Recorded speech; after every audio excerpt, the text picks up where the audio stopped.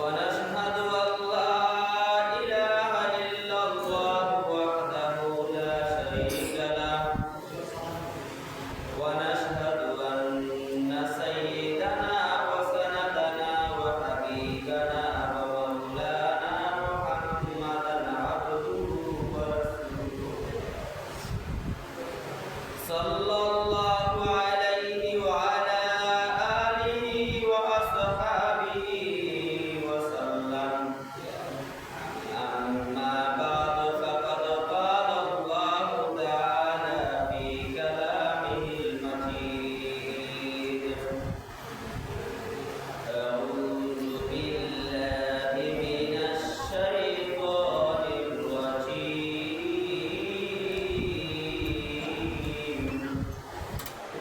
بسم الله الرحمن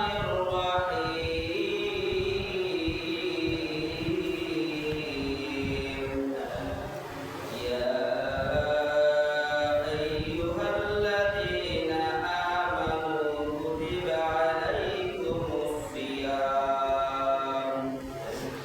كتب عليكم الصيام كما كتب على الذين من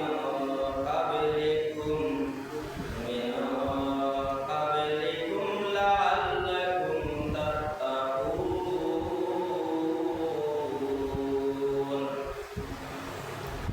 وقال النبي صلى الله عليه وسلم بني الإسلام على خمس شهادة أن لا إله إلا الله وأن محمدا عبده ورسوله وإقام الصلاة وإيتاء الزكاة والحج وصوم رمضان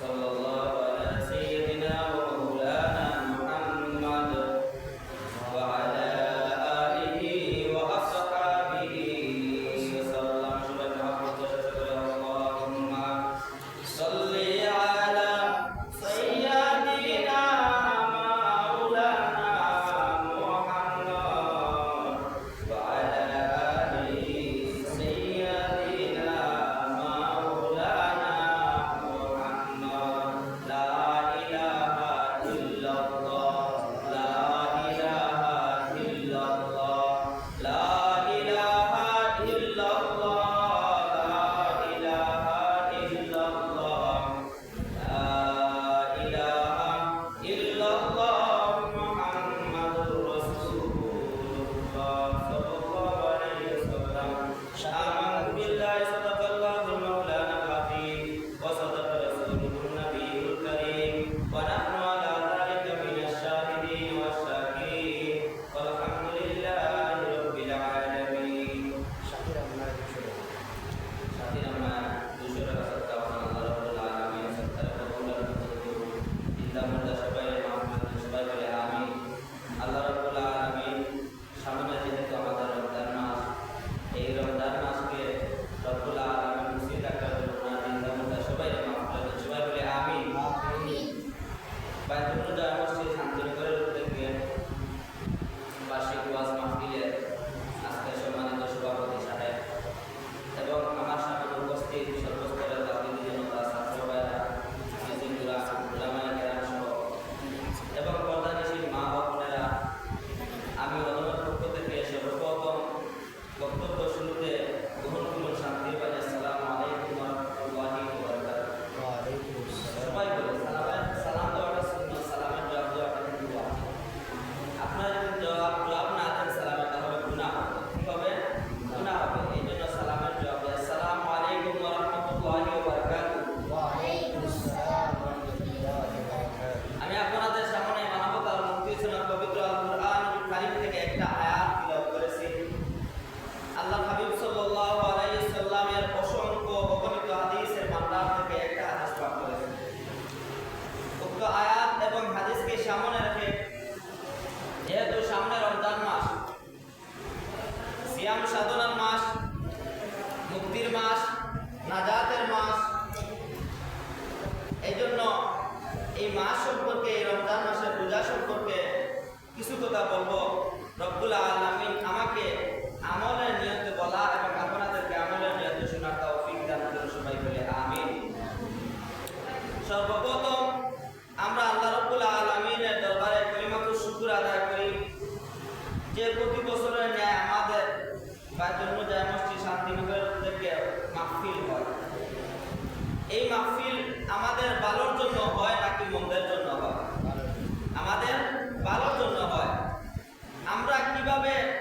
মুসলমানরা দুনিয়াতে শান্তিতে বসবাস করব, হকুল্লাহ এবং হকুল ইবাদ পরিপূর্ণভাবে আদায় করব এবং আখিরাতে আল্লাহ রাব্বুল আলামিন আমাদেরকে কোন আমল দুনিয়াতে করে গেলে আল্লাহ রাব্বুল আলামিন আমাদেরকে আখিরাতের মধ্যে নাজাত দিবেন এবং জান্নাতে বিনা হিসাবে জান্নাত দান করবেন, এই সম্পর্কে কিন্তু আমাদের মাহফিলে আলোচনা হয়।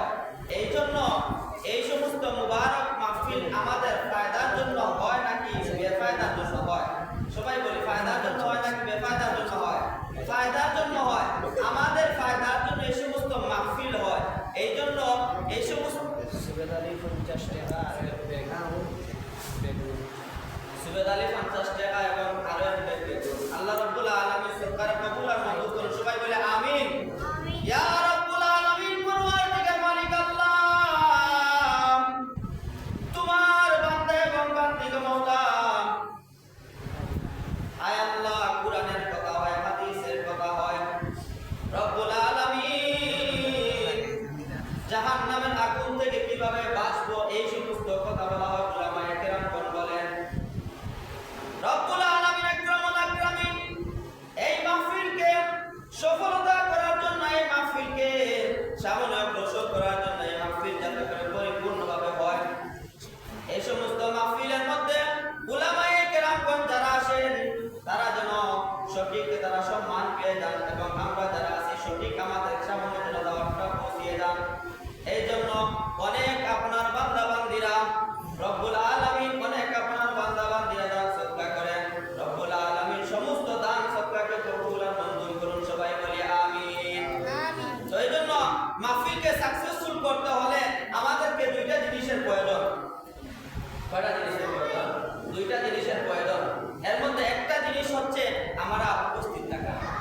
আমরা কি করা? উপস্থিত থাকা। দুই নম্বর জিনিস হচ্ছে আল্লাহ রাব্বুল আলামিন যেভাবে আমাদের তৌফিক দিয়েছেন সেই তৌফিক অনুসারে সহযোগিতা করা। সেই তৌফিক অনুসারে সহযোগিতা করা। যদি আপনি আমি দান সদকা করি, এই দান সদকা বেকার যাবে না। এই দান সদকা কি বেকার যাবে? আপনি আমি যদি দান সদকা করি, এই সমস্ত দান সদকা আপনার আমার বেকার যাবে না। আমরা মনে মনে ভাবতেছি হায় রে হায়, মসজিদ এবং মাদ্রাসা ওয়াজ মাহফিলের মধ্যে আমি দিতেছি, আমার কতটুকু ফায়দা হবে? মনে মনে আমরা ভাবি কি ভাবি না? মনে মনে আমরা ভাবি আমি যে দান সদকা করতেছি, এই দান সদকার মাধ্যমে আমার কতটুকু ফায়দা হবে? একটা ঘটনা কিঞ্চিত একটা ঘটনা বলে আপনারা বুঝতে পারবেন আমাদের কতটুকু ফায়দা হবে। দাউদ আলাইহিস সালাতু ওয়াস সালাম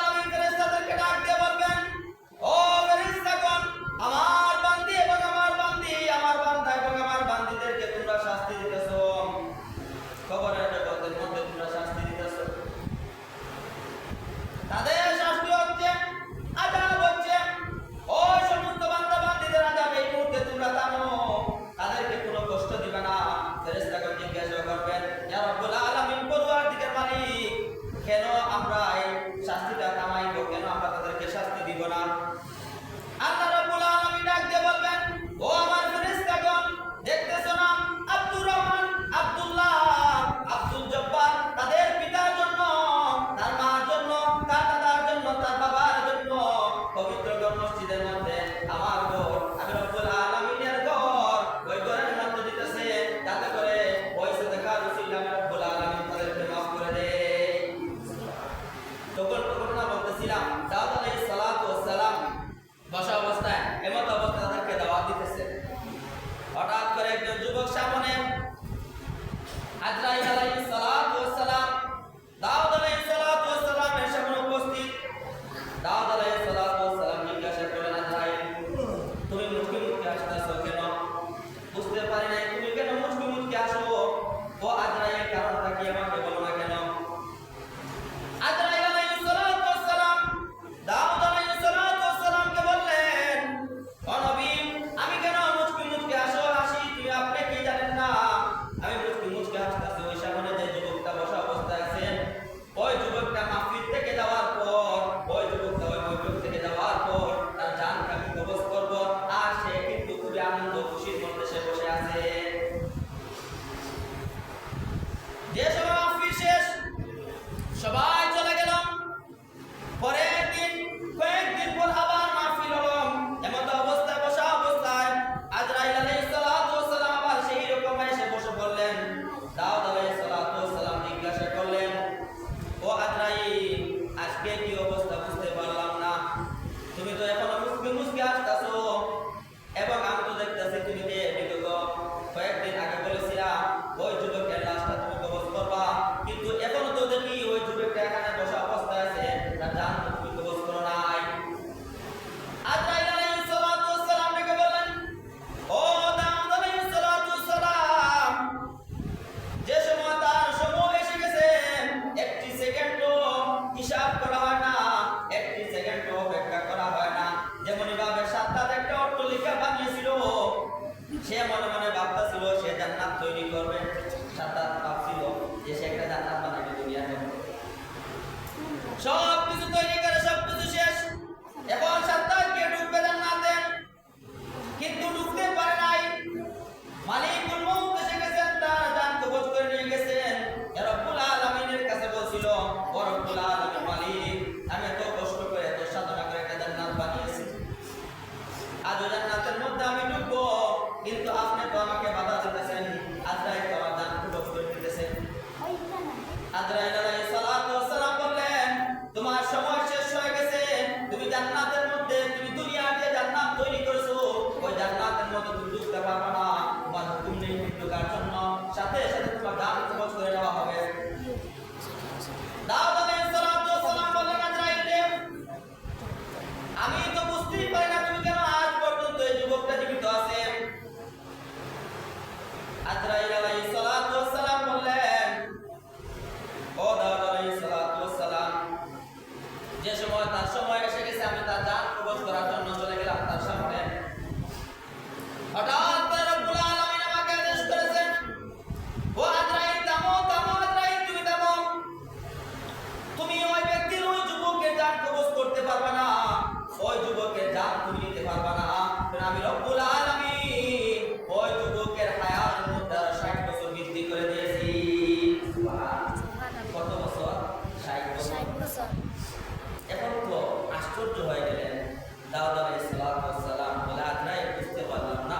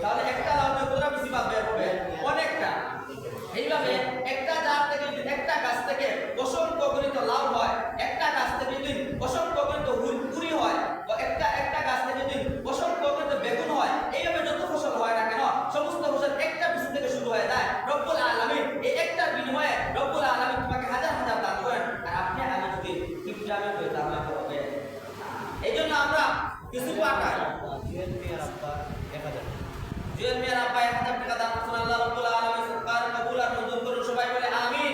আল্লাহ রাব্বুল আলামিন এই সদকার উসিলা করে রব্বুল আলামিন জিন্দা মুর্দা সবাই মাফ করে দেন, সবাই বলে আমিন।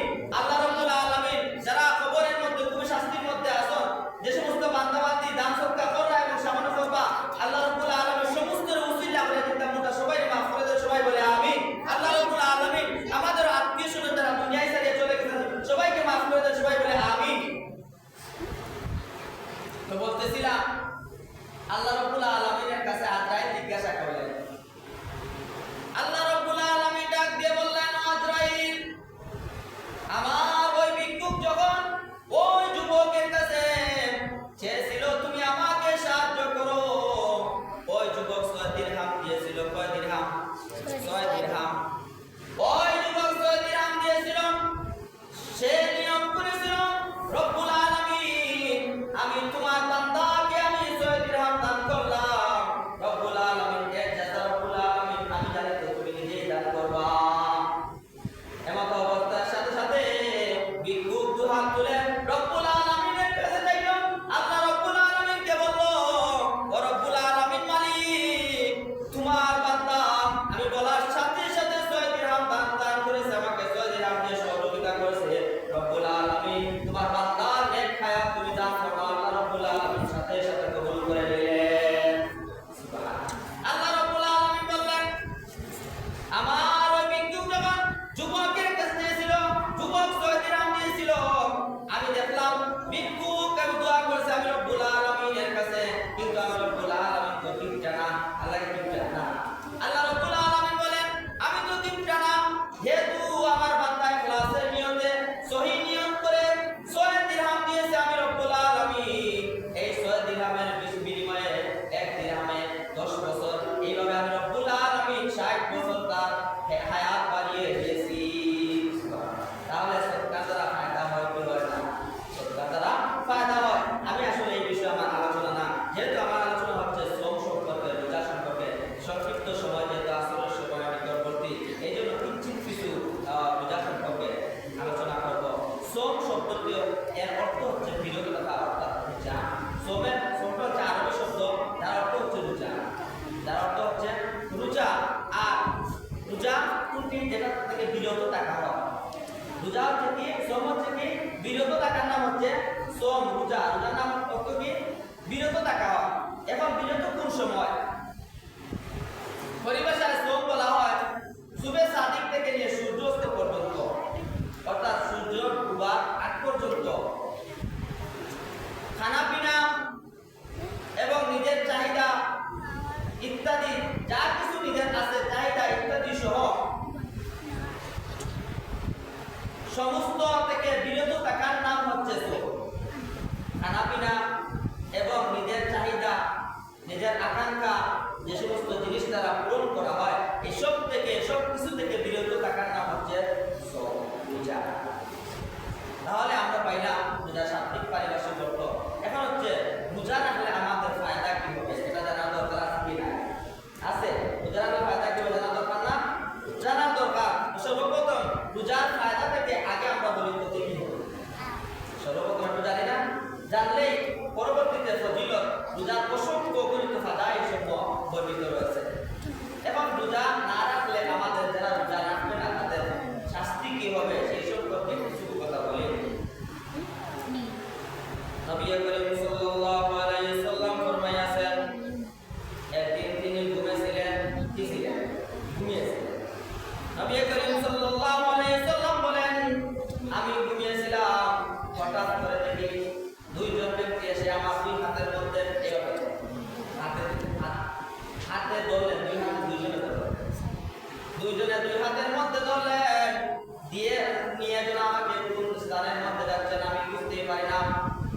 আমি জিজ্ঞাসা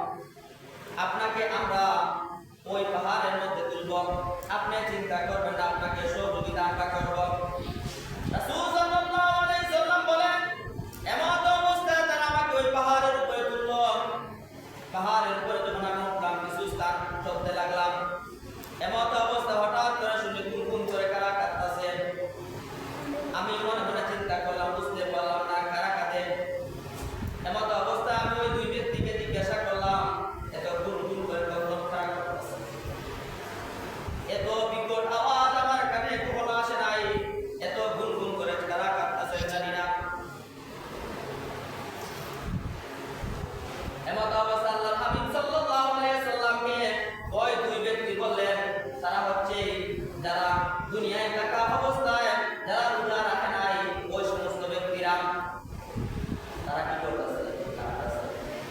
তাদের শাস্তি দেওয়া শেষ নাই। বলা হচ্ছে যে তাদের এমন অপরাধ অবস্থায় এমন শাস্তি হচ্ছে, পাও দুইটি উপরের দিকে দেওয়া, মাথা দুইটি নিচের দিকে, মুখ একেবারে ফেরে চূর্ণ বিচূর্ণ করা হয়েছে, মুখের অটোমেটিকলি ভাবে রক্ত বের হচ্ছে, সাই হয়ে যাচ্ছে, তারা খুবই কষ্ট হচ্ছে। এভাবে আল্লাহ হাবিব সাল্লাল্লাহু আলাইহি সাল্লাম ওই দুই ব্যক্তি বললেন, ইয়া রাসূলুল্লাহ, ইয়া হাবিবাল্লাহ, ওই দুই ব্যক্তির এমন শাস্তি হবে, ওই দুই ব্যক্তির কিয়ামতের আগ পর্যন্ত তাদের শাস্তি হতে থাকবে। কেন তাদের শাস্তি হবে? ওই সমস্ত লোকেরা কেন শাস্তি হবে? ওই সমস্ত লোকের শাস্তি এই কারণে হবে, ইয়া রাসূলুল্লাহ, ইয়া হাবিবাল্লাহ, তারা দুনিয়ায় থাকা অবস্থায় রোজা রাখে, দুনিয়ায় থাকা অবস্থায় রোজা রাখে না, এই জন্য তাদের এই সমস্ত শাস্তি হয়েছে। এই জন্য আমরা রোজা রাখবো কি রাখবো না? ইনশাআল্লাহ আমরা সামনে রমজানের রোজাগুলো পরিপূর্ণভাবে আদায় করবো। আল্লাহ রাব্বুল আলামিন আদায় করার তৌফিক দান করুন। সবাই বলে আমিন। তখন হচ্ছে রোজা রাখলে ফায়দা কি হবে? সংক্ষিপ্ত আকারে বলি, আসলে বিস্তারিত দলিল সহকারে আছে, কিন্তু সংক্ষিপ্ত আকারে হচ্ছে, এক নম্বর, রোজা রাখলে আল্লাহ রাব্বুল আলামিন বলেছেন নিজেই এর প্রতিদান দিবেন। রোজা রাখলে আল্লাহ কি বলেছেন? নিজের প্রতিদান দিবেন। আল্লাহ রাব্বুল সাল্লাল্লাহু আলাইহি সাল্লাম বলেন, আল্লাহ রাব্বুল আলামিন প্রতিটা দান সদকা এর বিনিময় দান করেন, কিন্তু রমজানের রোজা সম্পর্কে আল্লাহ রাব্বুল আলামিন বলেছেন, যেহেতু আমার বান্দা বান্দীরা আমার জন্য সারাদিন খায় না, আমি রব্বুল আলামিনকে খুশি করার জন্য সারাদিন পান করে না, আমি রব্বুল আলামিনকে খুশি করার জন্য তাদের স্ত্রীর কাছ থেকে দূরে দূরে থাকে, আমি রব্বুল আলামিনকে খুশি করার জন্য সামনে ইফতার থেকে তারা দূরে থাকে, আমি রব্বুল আলামিন বলতেছি, আমি রব্বুল আলামিন ওয়াদা করতেছি, আমার বান্দা বান্দীরা যেহেতু আমাকে খুশি করার জন্য, আমাকে খুশি করার জন্য এত কিছু করে সারাদিন খায় না, তাদের সামনে কিন্তু ইফতার থাকে, তাদের সামনে কিন্তু খাবার থাকে, কিন্তু তারপরেও খায় না। কেন খায় না? আমি রব্বুল আলামিনকে খুশি করার জন্য তারা খায় না। আমি রব্বুল আলামিন বললাম, ও নবী, আমি রব্বুল আলামিন বললাম, আমি আমার বান্দাদেরকে বিনিময় দান করব। সুবহানাল্লাহ। এখন যদি আল্লাহ রব্বুল আলামিন বিনিময় কি দিবেন তা সম্পর্কে শেষ করা যাবে না। দুই নম্বর, যদি আপনি আমি রোজা রাখি, তাহলে আমাদেরকে কিয়ামতের কঠিন ময়দানে পানি পানি বলে যে সময় আপনি আমি চিৎকার করবো, ওই সময় আমাদেরকে পানি পানি সুবহানাল্লাহ বলবেন না? সুবহানাল্লাহ। এই সময় আমরা কিয়ামতের ময়দানে মানুষরা পানি পানি বলতে থাকবে, বিপাশান্ত হয়ে যাবে, পানি পানি বলে ডাকবেন। আল্লাহ রাব্বুল আলামিন ফেরেশতাদেরকে আদেশ করবেন, যাও যাও পানি নিয়ে যাও, তাদেরকে পানি পান করাও। কেন পানি পান করানো হবে? ওই সমস্ত লোকেরা সারাদিন রমজান মাসে সারাদিন খায় নাই, সারাদিন পানিও পান করে নাই, যেহেতু আমি রব্বুল আলামিনকে খুশি করার জন্য সারাদিন পানি পান করে নাই, এই জন্য কিয়ামতের দিন আমি রব্বুল আলামিন তাদেরকে পানি দান করলাম। তিন নম্বর হচ্ছে, আল্লাহ রাব্বুল আলামিন আমাদেরকে জান্নাতের একটা দরজা আছে, এই দরজার নাম হচ্ছে রাইয়ান। এই দরজার দিকে আমরা কিন্তু যারা রোজাদার তারা প্রবেশ করব। আমরা যারা রোজাদার তারা কি করবো? ওই রাইয়ান দরজার দিক দিয়ে আমরা প্রবেশ করব। এই জন্য আমাদের রোজা রাখার দরকার আছে কি আছে নাই? আরো অনেক ফাদাইল সমূহ, এমনকি তাও শেষ নাই। আপনি আমি যদি বেশি বেশি করে যত রোজা রাখি, আল্লাহ রাব্বুল আলামিন এর বিনিময়ে আমাদেরকে আরো বেশি বেশি করে রাখতে হবে। যত কষ্ট করে আপনি রোজা রাখবেন, আপনারা অনেকে বলবেন যে আমি তো অসুস্থ মাহাজুর মানুষ, আমি কিভাবে অনেক সময় রাখতে পারি নাই। আসলে আপনি যে মাহাজুর মানুষ, আপনি যত কষ্ট করে রাখবেন, আল্লাহ রাব্বুল আলামিন এর জাযাটা আরো বেশি রাখবেন। এই জন্য আমরা সবাই রোজা রাখবো ইনশাআল্লাহ। আরো অনেক ফাদাইল সমূহ আছে, যেহেতু মুহতামিম সাহেব উপস্থিত হয়ে গেছে, এই জন্য আমি যা বলেছি আল্লাহ রাব্বুল আলামিন